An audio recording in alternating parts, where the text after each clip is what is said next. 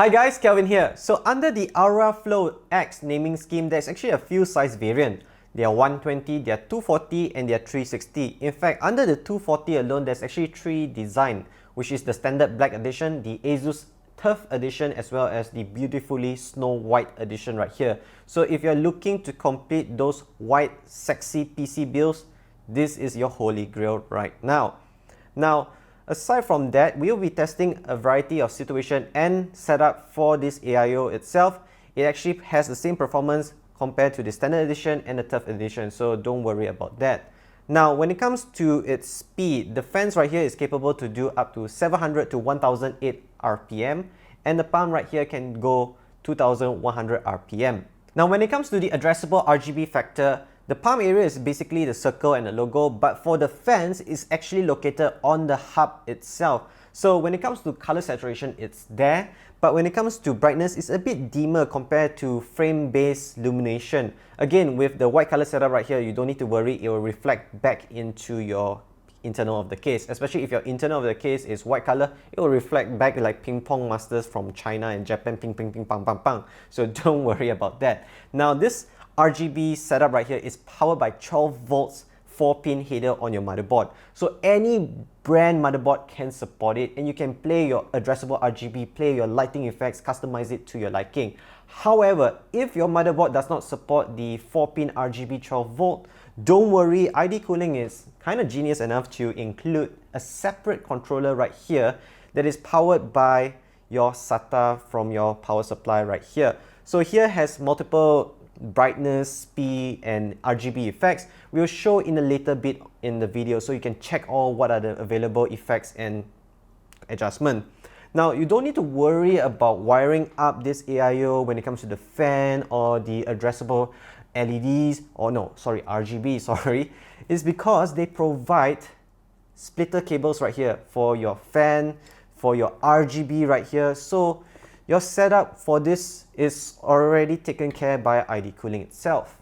So on to performance, we will be using Thermal Grizzly Cryonaut right here, the thermal paste onto the processor to give the best efficiency to the copper plate right here. Aside from that, we will stress test the CPU using AIDA64 but using hardware monitor to monitor the temperature, and we will turn off the GPU in AIDA64 to prevent unwanted heat because we want to see how much the radiator can perform. We will be testing in 2 ambient temperature 25 degrees in the air-conditioned room like this, as well as 35 degrees in the hot afternoon. Since I'm living in Nilai, Malaysia, it's like a hot desert with all the construction and dust and high humidity around.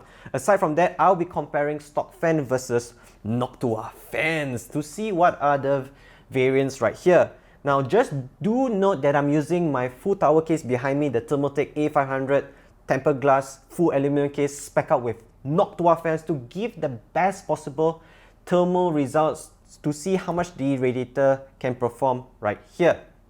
Aside from that, the pump is always running at 100% speed, whereas the fan will ramp up to 100% once the temperature of the CPU hits 50 degrees. Again, my Ryzen 2700X is overclocked at 4 GHz. Looking at the ambient temperature of 25 degrees, the stock fan actually managed to do 68 degrees Celsius, whereas the Noctua fan setup managed to do 65 degrees Celsius, a 3-point difference right here.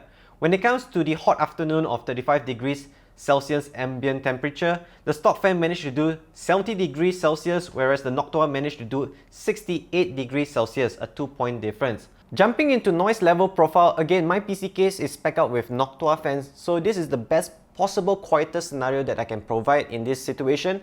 The stock fan managed to stay at an average of 50 decibels, which is fine. When we swap back to the Noctua fans, we managed to get a reading of 44 decibels, a 6-point difference here. So the ID-Cooling Auraflow X240 AIO setup right here can definitely cool a Ryzen 2700X overclocked to 4 GHz under the 80 degrees threshold mark. In fact, the highest that we recorded was 70 degrees.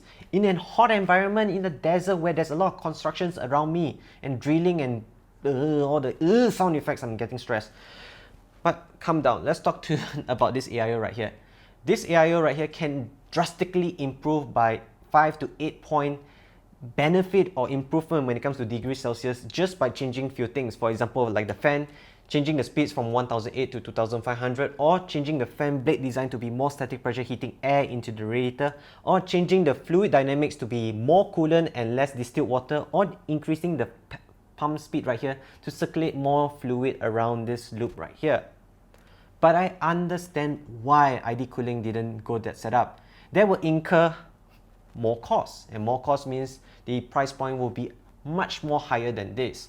I would average out roughly 180 ringgit to 200 ringgit. But I like how ID Cooling promotes or set this up in the market. They are giving people a choice, those in the budget and more mid-range, to experience AIO setup. In fact, forget about the dinosaur era, the CPU block tower on your CPU that looks like a chunk of messy aluminium junk sitting in the middle of your case, especially now all cases are tempered glass and it looks chunky. With ID Cooling right here, they say, hey guys, the performance is decent, it still can help your overclocking processes, the price point is affordable, if you're in the budget tight situation, do consider me. Experience AIO setup right here. So in the future, when you upgrade to your PC, you know what's the right choice to go for. And I understand ID Cooling's approach right here. So I wouldn't mind its performance, but looking at its price point, its affordability, you can't argue with that. They are roughly 30 to 40% cheaper than those high range in the market. So it will perform decently. Now, thank you for watching this video. Comment below what do you think about this AIO setup, especially the color. And every feedback right here will be likely seen by ID Cooling and its distributor and its principal, so share your opinion. Now, aside from that, remember to like, subscribe, and comment below where you're from. And most likely I'll review case after this. I'm a bit sugar high right now because I had like 1.5 kilos of Haribo gummy bears and I had 2 shots of coffee in the morning. I have to stop now and jump to the next review. Till then, I'll see you guys in the next episode. Yeah.